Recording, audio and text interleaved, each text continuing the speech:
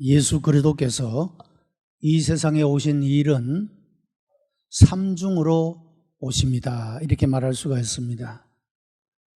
우리는 어쨌든 삼중으로 오시는 예수님을 맞이하고 영접하고 믿고 기다리는 이런 신앙의 삶이 필요합니다. 과거에 예수께서는 육신의 몸을 입고 이 땅에 오셨습니다.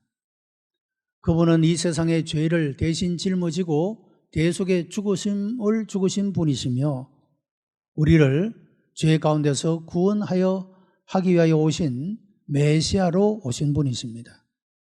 이분을 나의 구주로, 나를 죄에서 구원할 분으로 믿고 영접하는 일은 중요합니다. 그래서 과거에 육신의 몸을 입고 오신 예수님을 나의 구주로 영접하는 것, 대단히 중요한 믿음의 시작이다 할 수가 있습니다.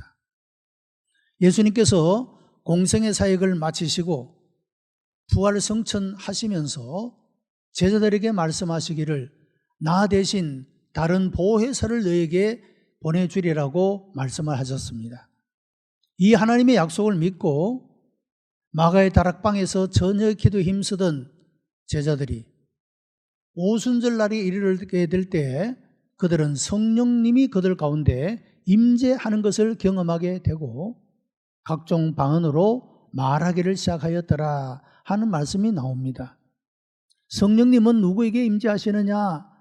예수 그리스도를 구주로 믿는 사람들의 마음속에 임재하여 오신다라고 하는 사실입니다. 그때로부터 오늘에 이르기까지 그리고 앞으로도 예수님을 구주로 믿는 사람들의 마음속에 성령님은 찾아오십니다. 그 마음에 찾아오셔서 그 마음을 다스리시고 그 인생의 모든 걸음을 인도하시고 세상 속에서 보호하시는 이런 은혜로 역사하여 주시는 것입니다. 이것은 현재의 오심이라고 말할 수가 있습니다.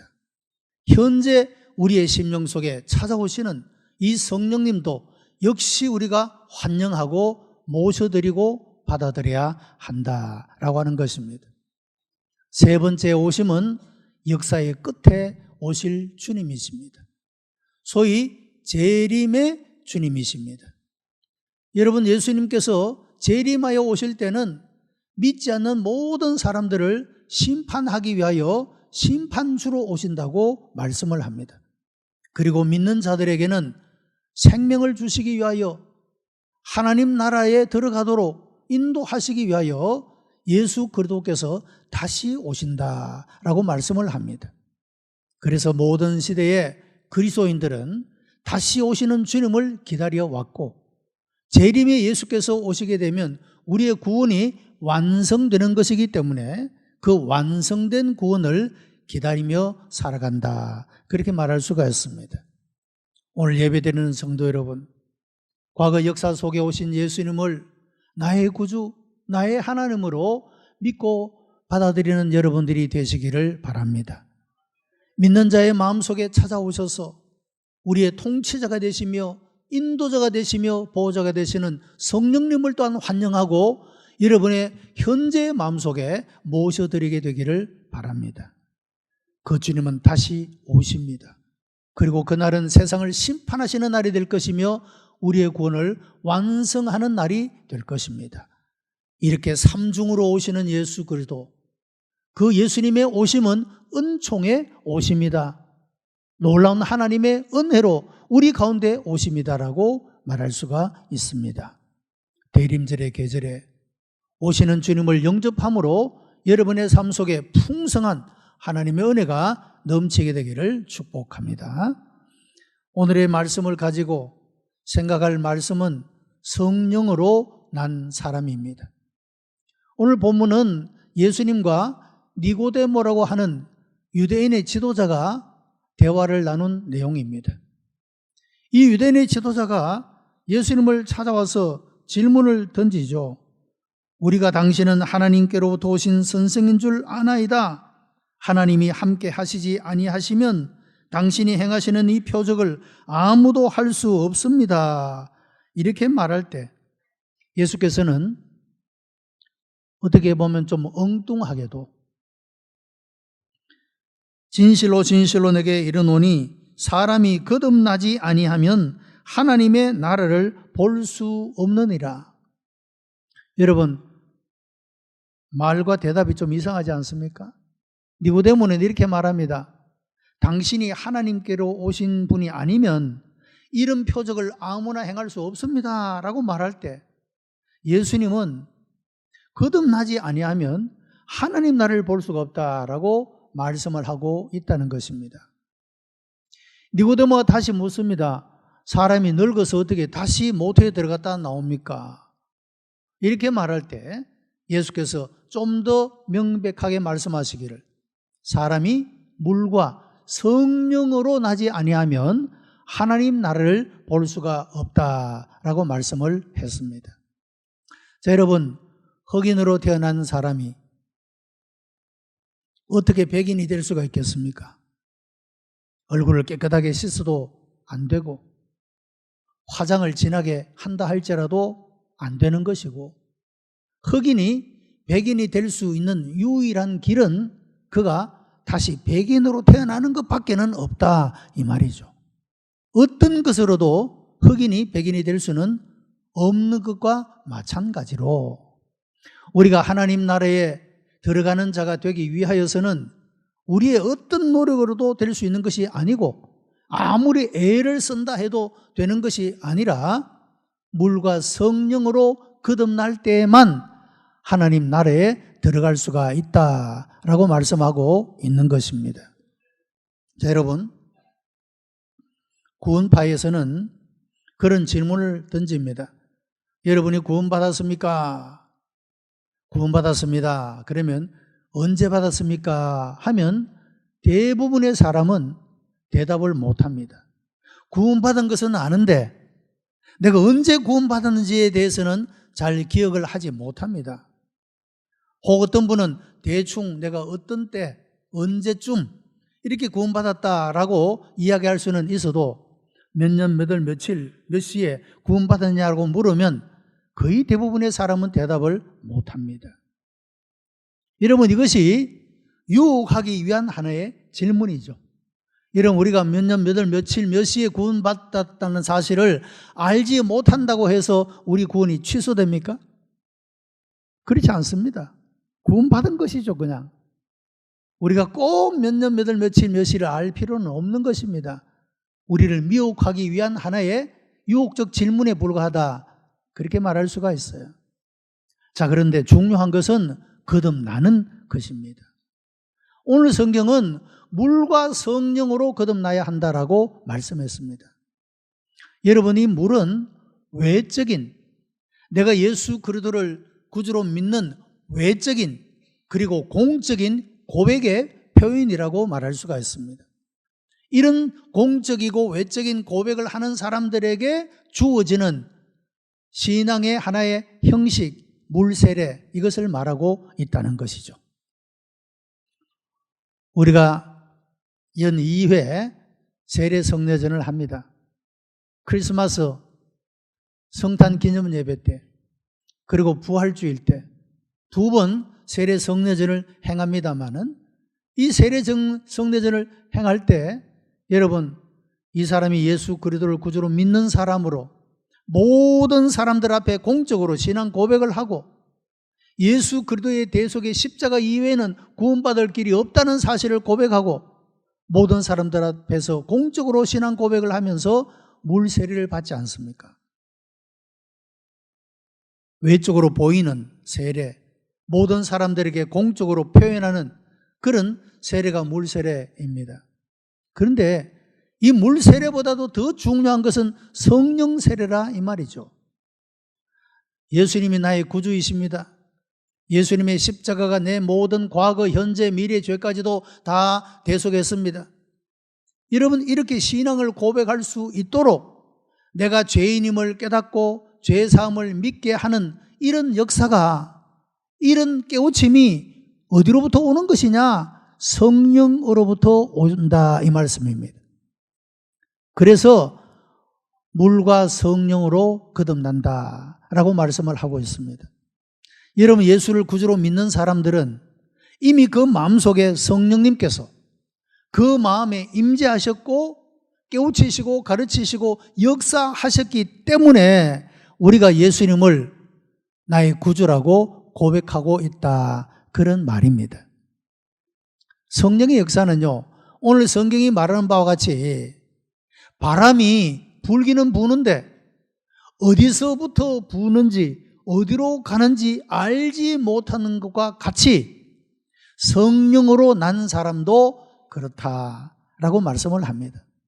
자, 그러니까 여러분, 성령으로 나는 사람, 물과 성령으로 거듭난 사람, 물 세례는 세례 연 일시가 있기 때문에 알 수 있겠지만 내가 언제 성령으로 거듭났느냐 하는 것은 바람이 어디서 와서 어디로 가는지 알지 못하는 것처럼 모를 수도 있다는 겁니다.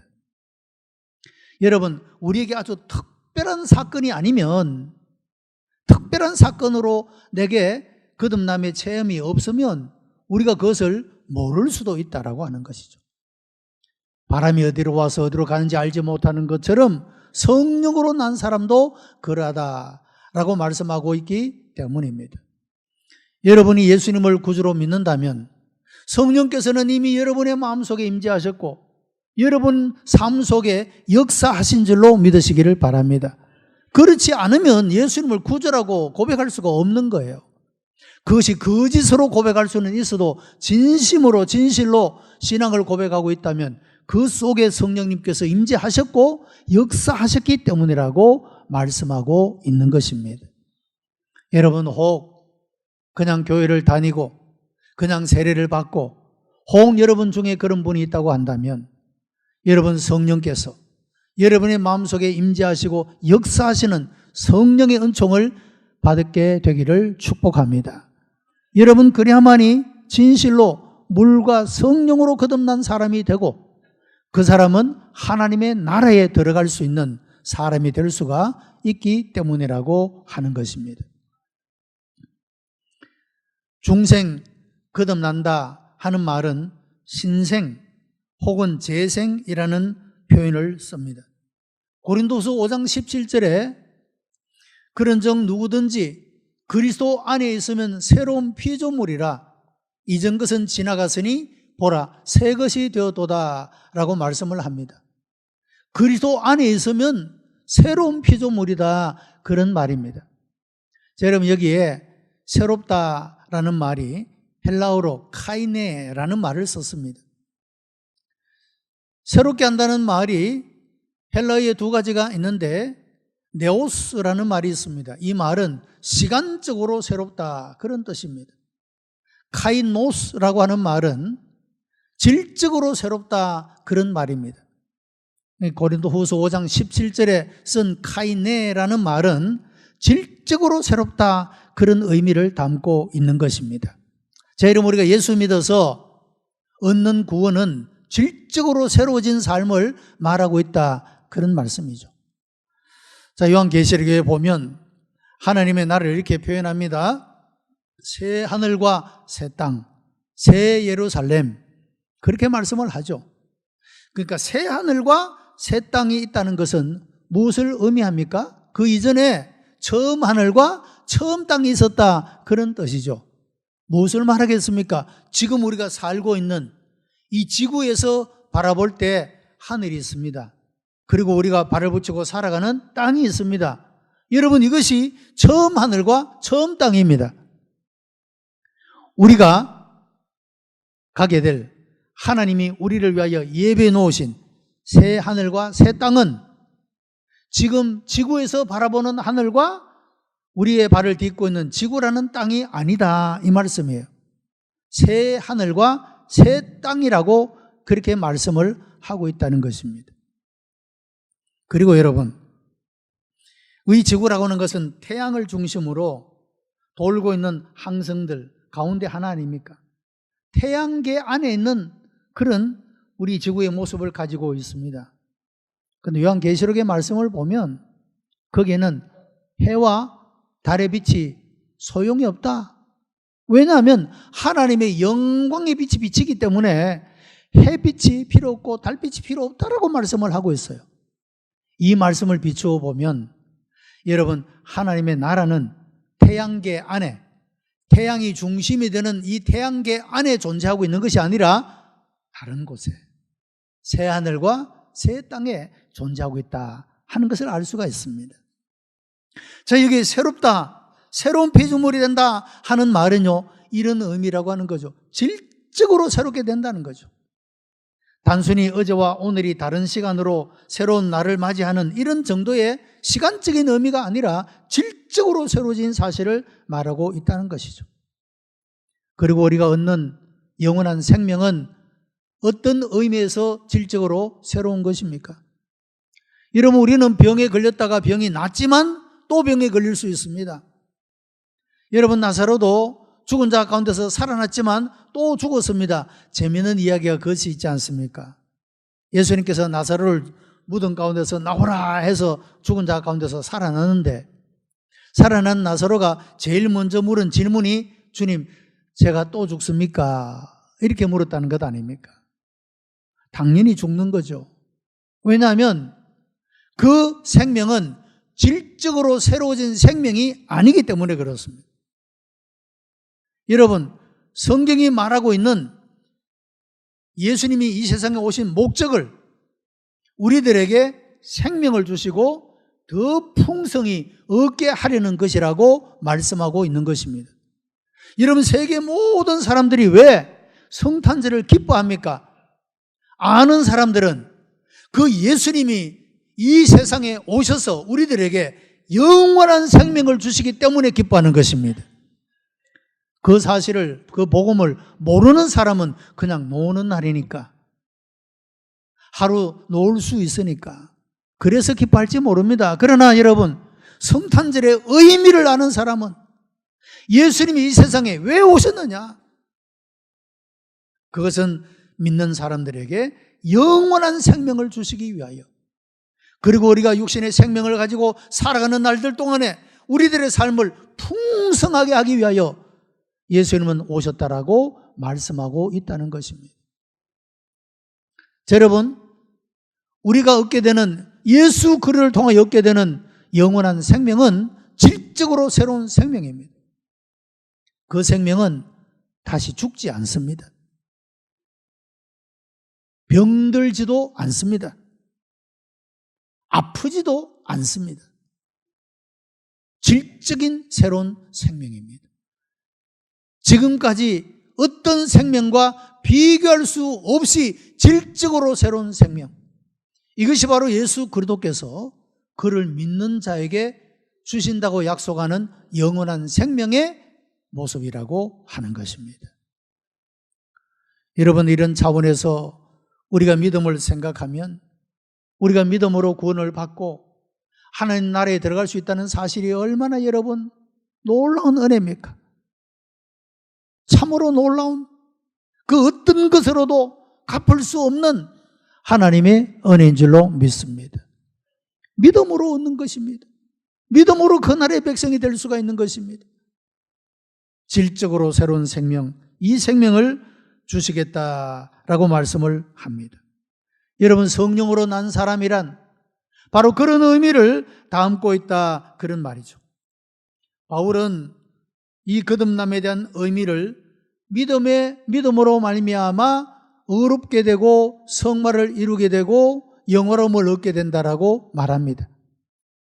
거듭나는 출발점이 어디로부터 시작되느냐? 믿음으로 말미암아 시작이 된다라고 말합니다.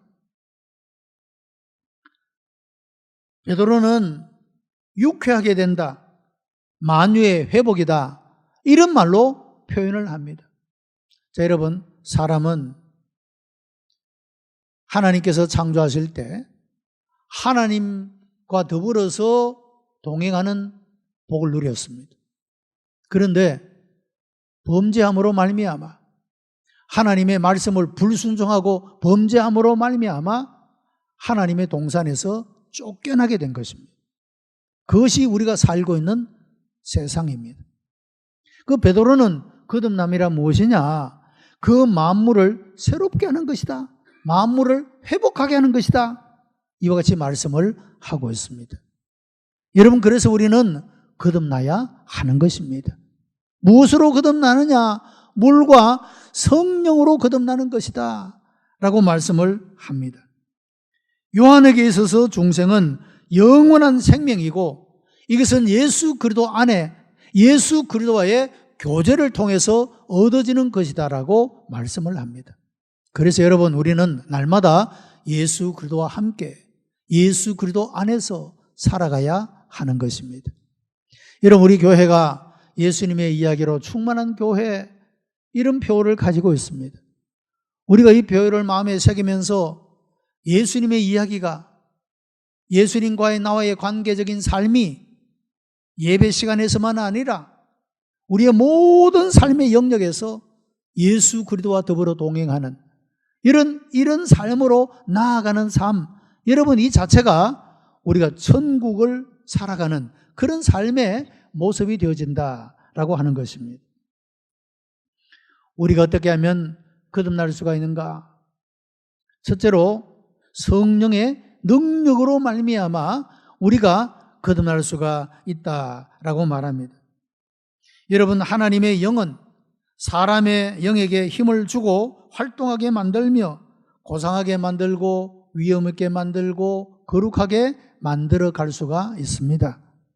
우리가 성령의 능력을 힘있게 되면 그 성령의 능력이 우리를 사로잡게 되고 우리가 그 사로잡힘을 입어서 복종하게 되면 여러분, 그 성령은 우리를 통하여 역사하시게 되고 우리의 삶을 고상하고 아름답고 정결하고 여러분, 우리의 삶으로 그야말로 멋진 인생을 살아갈 수 있도록 역사해 주시는 것입니다. 이런 성령의 역사와 더불어 이것은 성령으로 나는 것이고, 물로 난다고 하는 것은 사람의 회개와 믿음의 결단이라고 말할 수가 있습니다.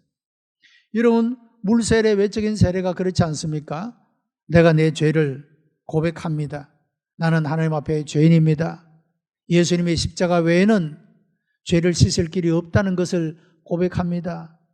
그리고 그 죄를 회개합니다. 이런 회개와 믿음의 결단, 이것이 바로 물세례의 내용이고 그리고 증거라고 말할 수가 있죠. 그래서 성령님의 능력으로 말미암아 우리의 속 사람이 새로워지게 되고 질적으로 새롭게 되어지는 이런 하나님의 은혜 역사가 일어나게 되고, 이런 하나님의 선제적인 역사에 우리가 응답해서 내가 죄를 회개하고 우리가 이제 믿음으로 결단하고 살아가는, 여러분, 이런 삶으로 나아가게 되더라고 하는 것입니다. 오늘 우리 가운데 성령님의 임재하심과 역사하심이 충만하게 일어나게 되기를 바랍니다. 우리를 새롭게 하시는 은혜가 있게 되기를 바랍니다. 이런 하나님의 역사에 응답해서 우리가 우리의 죄를 고백하고 자백하고 인정하고 회개할 뿐만 아니라 이제는 내가 다시는 옛사람에 속하여 살지 않고 거듭난 새 사람으로 하나님 앞에 믿음으로 살겠다고 하는 여러분, 이런 결심과 결단을 가지게 될 때 여러분, 우리의 삶은 어쩌면 어제와 똑같은 오늘의 삶을, 오늘과 같은 내일의 삶을 살아갈지 모르지만 그러나 우리의 속사람은 새롭게 되고 변화되고 놀라운 하나님의 은혜 안에서 살아가게 될 줄로 믿습니다. 하나님은 모든 사람이 거듭나기를 원하십니다. 회개하고 하나님께로 돌아오기를 촉구하고 있는 것입니다. 여러분, 예수님과 니고데모와의 만남은 구약과 신약의 만남이며 율법과 복음의 만남이라고도 말할 수가 있습니다. 니고데모가 예수님을 이해한 것은 예수님이 행하시는 기적을 보았기 때문에 하나님께로부터 오신 선생, 이런 정도로 이해를 했습니다. 여러분, 예수님은 하나님께로부터 온 선생 그 정도가 아니라 우리를 죄악 가운데서 구원하시는 구원자이십니다. 우리를 구원하시기 위하여 역사 속에 오셨고 우리를 거룩하게 하고 능력이 있도록 하기 위하여 성령으로 지금 우리 믿는 자의 마음속에 계시고 다시 역사의 끝에 심판하기 위하여 우리의 구원을 완성하기 위하여 오실 분이라고 말씀하고 있는 것입니다. 여러분, 니고데모는 기적적인 어떤 다른 표적을 통하여 예수님이 하나님께로부터 온 선생이라고 말했지만 예수님께서 지금 말씀하고 싶어하는 표적은 다른 것이 아니라 바로 사람이 물과 성령으로 말미암아 거듭나는 것, 중생하는 것, 이것보다도 더 큰 표적은 없다라고 말씀하고 있는 것입니다. 그렇지 않습니까? 물과 성령으로 거듭난다. 하나님 나라에 들어간다. 여러분, 이것은 우리가 육신을 가지고 이 땅에 살아가는 동안에 우리가 만나는 기적, 병을 고치든지 문제가 해결되든지 그 다른 어떤 기적과도 비교할 수 없는 표적이 되는 것입니다. 물과 성령으로 거듭나는 것, 이것이야말로 예수님이 하나님께로부터 온 선생님을 우리들에게 보내주신 하나님의 아들이시오 메시아임을 보내주는, 증거해주는 그런 표적이 된다라고 말할 수가 있는 것입니다. 그러므로 우리는 육신에 속하여 육신대로 사는 자가 아니라 성령으로 거듭나서 하나님 나라의 백성이 되어야 합니다. 마음을 새롭게 하고 변화를 받도록 하나님의 은총을 간구하고 성령님의 역사를 갈망해야 하는 것입니다. 성령님이여, 오늘도 내 심령 속에 임하시고 역사해 주옵소서. 우리의 부족하고 연약함을 강건하게 하시고 채우시며 우리의 완악하고 우리의 부정한 것들을 깨끗게 하시고 부드럽게 하시고 하나님이여 선하게 바꿔 주시옵소서. 여러분, 이런 기도가 우리에게 있어야 하고 성령님의 오심과 성령님의 역사를 갈망하는 이런 삶의 모습이 우리에게 있어야 한다라고 하는 것입니다. 오늘 예배드리는 우리 모든 성도들 가운데 이런 성령의 기름 부으심과 역사하심이 함께하여 물과 성령으로 거듭난 자가 되어 여러분, 우리 모두가 질적으로 새로워진 우리에게 주시는 영원한 생명, 여러분 하나님 나라에 들어가는 그런 복된 성도가 다 되시기를 주님의 이름으로 축복합니다.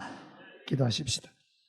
은혜가 풍성한 하나님, 감사와 찬송과 영광을 하나님 앞에 올려드립니다. 우리를 사랑하시어 세상 속에 있는 우리, 죄악 속에 살았던 우리 불러내시어 하나님의 이름을 부르게 하시며 예수 그리스도의 이름을 통하여 우리에게 영원한 생명을 주시니 감사하옵나이다. 이 믿음으로, 이 감사함으로 살아가게 하시옵고 이 세상의 모든 것들을 넉넉히 감당하고 이겨낼 수 있는 풍성한 은혜로 채워주시기를 비옵고 원하옵나이다. 이 대림절의 계절이 이와 같이 은총의 기다림으로 우리가 이런 놀라운 하나님의 은혜를 힘입고 살아갈 수 있는 하나님의 백성들 다 되게 하여 주시옵소서. 예수 그리스도의 이름으로 기도드리옵나이다. 아멘.